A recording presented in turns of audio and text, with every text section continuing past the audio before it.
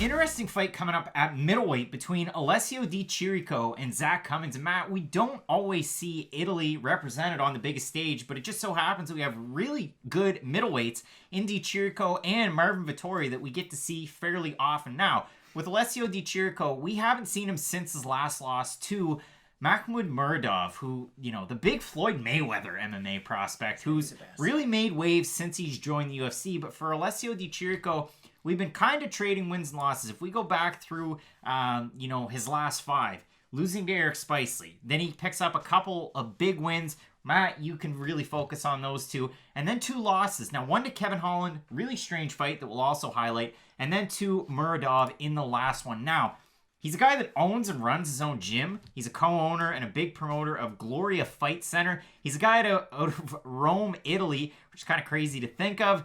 Very storied place. A lot of fights have taken place. A lot of fights with lions. And then if we look over on the other side, Zak Cummings, a guy coming out of Glory Fitness and MMA. And we've heard a lot about this gym more and more moving forward. Zak Cummings is a key cog there, as well as James Krause and so on and so forth. And we can highlight that as well. Zak Cummings, again, frustrating because we don't see him all that often, especially a guy 36 years old this far in his career. You want to go back to his fifth to last fight, Nathan Coy. Great hair, gets a win there. Losing to Brazeris by split. Beats Trevor Smith, beats Trevin Giles. Really good submission in that one. And then lost to Omari Akhmedov. But that'll happen. Akhmedov ranked as of recently and had a really weird fight against Chris Weidman in his last one. Not overall frustrating fighters. And I say that in a positive light for Zak Cummings. Exactly, because Zak Cummings, he could fight Tyron Woodley tomorrow and probably fight him to a split decision loss, or he could fight Alessio Di Chirico and beat him by guillotine and look like a world beater. Like, you just never really know because he tends to rise or fall to the level of his competition. And Zak Cummings is the guy who he can get outstruck for 2.5 rounds, and then with a minute left in the 3rd round, you go for a lazy takedown, and he can just cinch up a guillotine. He's one of those crafty guys like that. I don't want to call him a middleweight Paul Craig because he's not really at that level just yet. He's like a middleweight, because he was at middleweight, Ryan James. Yeah, a little bit. It's just, Zak Cummings, frustrating is the best way of describing it. He's a hard guy to look good against just because of what his style is. He's really tough. He doesn't have the highest output of any guy. He's really kind of that one pot shot kind of move, pot shot kind of move guy. And for Alessio Di Chirico, his career's been odd because, especially as of late, the cardio issue. I say this a lot. Anytime cardio is your biggest weakness, it's just really hard to pick you in a fight no matter what. You could be the best striker in the world, the best grappler in the world, but if you get tired after 1 round, you're never going to have a number next to your name because that's such an essential component of MMA, especially nowadays.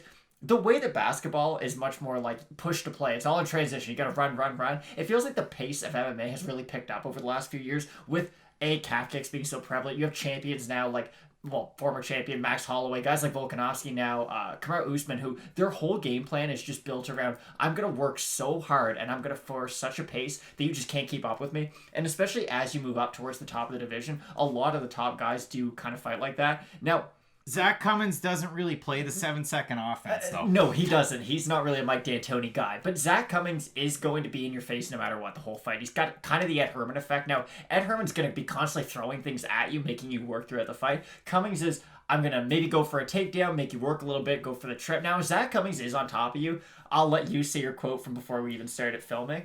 I can't remember what it is. Zak Cummings on top is the least scary place in MMA because you're not really thinking this guy, and I'm going to steal another one of your quotes, who's kind of built like a bag of milk on top is going to be such a threat for submissions. But if Zak Cummings is on top, you really got to watch your P's and Q's because any little miscue on the ground trying to get back up to your feet can result in him locking onto a head, locking onto an arm, and he's really crafty that way on the ground. And that's the thing with Zak Cummings, Brazilian Jiu-Jitsu black belt, and if you look at his numbers so far in the UFC, and he's had a big enough sample size, it's weird to look that his takedown average is lower than Di Chirico's. Now, Di Chirico's is padded a little bit because of a split decision win over Julian Marquez.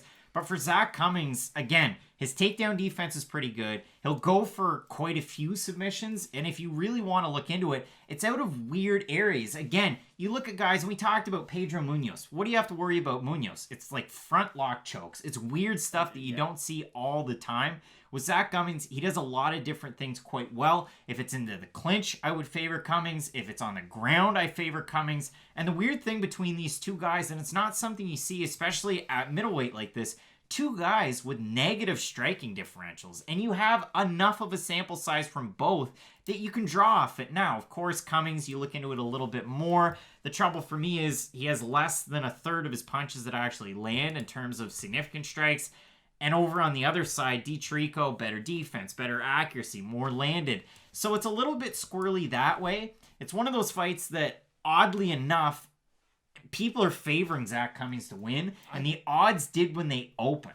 I kind of agree with it, to be honest, because Di Chirico, so his wins in the UFC, or at least his last two, over Julian Marquez, a guy who he's shown a little bit of promise. He just, A, he's super inconsistent, B, can't make weight. So you can't really have a lot of weight behind that win, especially if it was a barely split decision win. And that fight, a catch weight at 190 pounds. And then beating Oluwale Bamboje, who isn't even in the UFC anymore, never really was able to. And now again, he fought Uriah Hall, Paulo Costa, and Alessio Di Chirico. So he fought two really good fighters, and then one guy just kind of see where he was at. Whoa.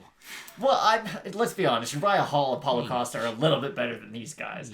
But Di Chirico was able to get that win, but again, it's over a guy who you don't really learn a lot by beating a guy like Oluwale Bamboje, especially not by decision. Now, when Costa and Uriah Hall fought him, they both were able to finish him in the first round, which shows you a lot more.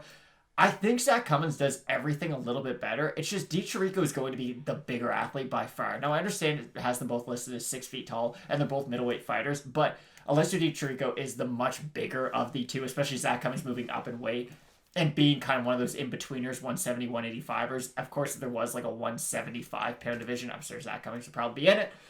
It's an interesting fight, but like we had said, or like I was saying before the video started, whenever you have kind of the older, wily veteran who can kind of do everything, they're tough, they have decent cardio, and there's no massive holes in their game, against a guy who, yes, he's skilled, Di Chirico is, but it's just the cardio is such a major downside in his game that I think if Cummings can stay in his face, really push the action, get it to the third round, he should be able to win this fight. And it's a fun fight because there's two outcomes. One, the younger guy at 30, Alessio Di Chirico, you haven't really plateaued just yet. We've seen him have fights against upper echelon guys, against middle of the pack guys, against guys that he should beat. And you kind of have seen what's happened so far, and it's been a mixed bag. So for Di Chirico, you get a win over a proven vet and Zak Cummings, and that springboards you into that next bit at 185 pounds. You're probably going to get a legit 85er. You're going to get a guy that's younger than 36, and you're going to try and build him back up again because Italy needs stars, not Khamzat Chimaev. But John Phillips has a fight coming up. That doesn't matter here.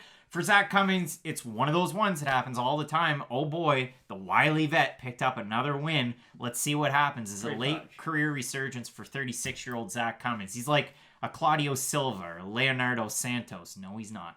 But if you look at this in terms of the odds, so I kind of talked about it a little bit. Di Chirico right now, a minus 120 favorite. He opened as a plus 120 underdog. So the money shifted in on the Italian. If you look over at Cummings, sitting around a minus 105, opened as a minus 140. So we've seen things kind of level off or fall in terms of Cummings stock. If you look over in Tapology, the voters are going more towards the American at a 748, 65% going Cummings, 75% predicting a win by decision. I think, again, you have the upside with the younger fighter. You have that classic old scrappy Zak Cummings, and you got to watch what's coming from him. I'm going to side with Zak Cummings in this fight. Again, there's a path for Di Chirico. I just don't see it as well in this fight. I worry a little bit, like you said, cardio. If Di Chirico goes in there and starches him in the first round, I think that's probably the more likely outcome for him.